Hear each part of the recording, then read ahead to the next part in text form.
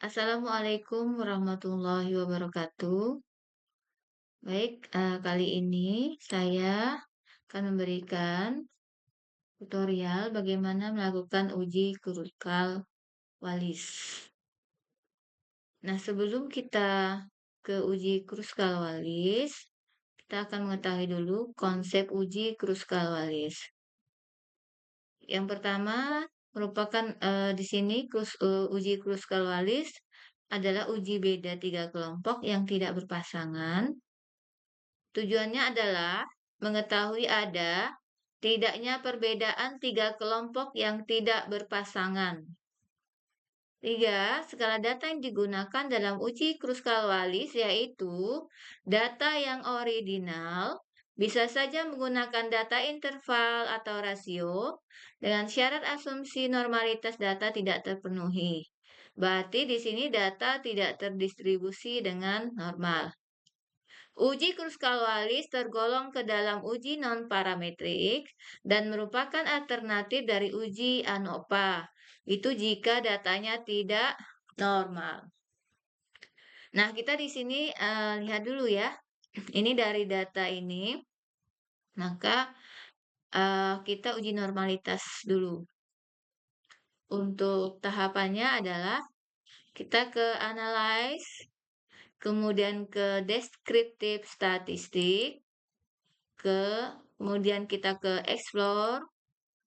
Habis itu di sini kita dependent list kita isikan total. Kemudian untuk faktor list kita isi kelas ya. Kemudian plot. Nah, kita centang untuk normality plot with test. Habis itu continue. Oke. Nah, di sini kita bisa lihat untuk tes of normality-nya. Nah, kini kita lihat dulu ya kriteria pengujiannya. Untuk uji normalitas. Jika p-value-nya lebih besar daripada 0,05, maka data terdistribusi dengan normal. Jika p-value-nya lebih kecil daripada 0,05, maka data tidak terdistribusi dengan normal. Nah, kita lihat di sini, saya menggunakan Shapiro Wheel itu karena sampel yang saya gunakan itu lebih kecil dari 50. Nah, kita lihat di sini untuk kelas 10 yang saya beri label 1 itu nilai sigma-nya adalah 0,535. Di mana di sini berarti kita lihat datanya normal ya karena lebih besar daripada 0,05. Kemudian untuk kelas 11 itu 0,011 yang artinya p-value-nya itu lebih kecil ya, nilai sigma-nya itu lebih kecil dari 0,05, maka data tidak terdistribusi dengan normal. Nah, untuk kelas 12 yang saya beri label 3, itu data sigma-nya itu 0,037. Yang artinya p-value-nya itu lebih kecil daripada 0,05, maka data tidak terdistribusi dengan normal. Jadi dari ketiga data ini ya, ketiga tingkat kelas ini hanya satu yang normal. Nah, maka untuk uji normalitasnya apabila data yang ada itu ternyata hanya satu data yang normal dan yang lainnya tidak normal, maka dianggap data tersebut yaitu tidak terdistribusi dengan normal. Nah, berarti kita bisa melanjutkan untuk uji kruskal walis. Baik, untuk uji kruskal walis di sini kita mengetahui dulu ya untuk kriteria pengujiannya. Nanti jika nilai asumsi p-value-nya itu lebih kecil dari 0,05, maka kesimpulannya adalah ada perbedaan secara signifikan.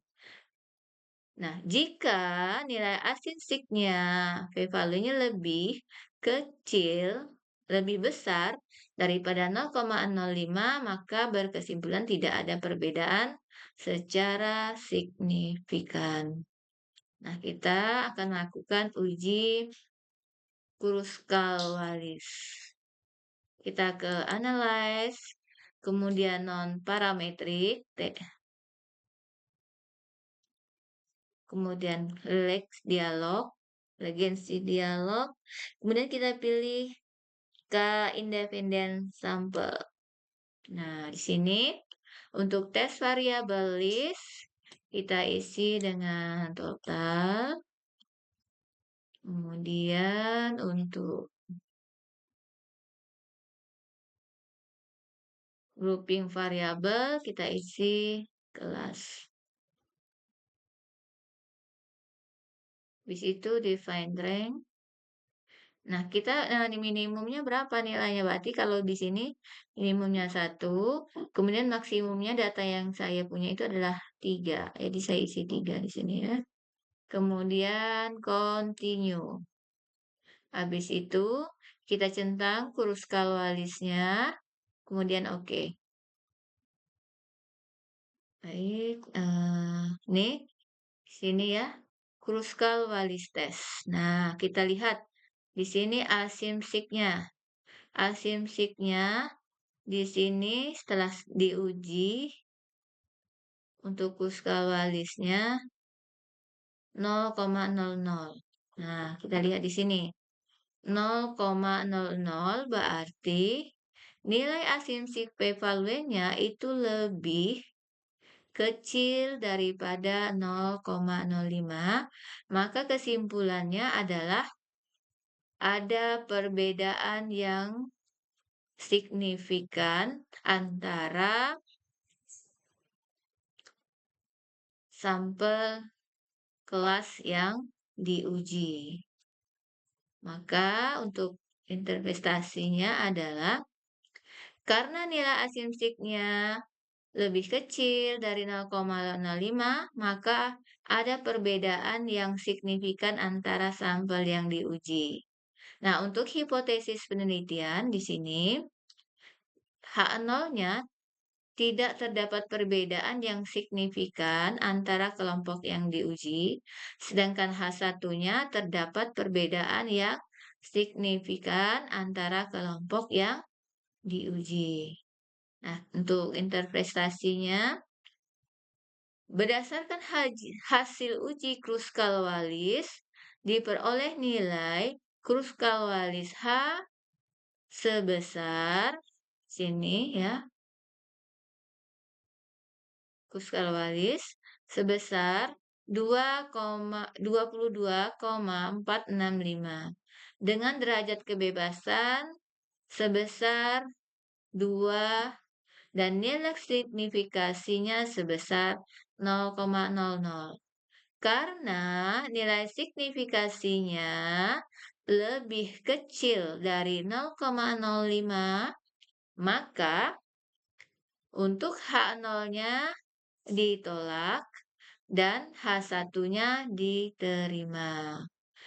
Yang artinya adalah disimpulkan terdapat perbedaan yang signifikan antara kelompok kelas variabel yang diteliti.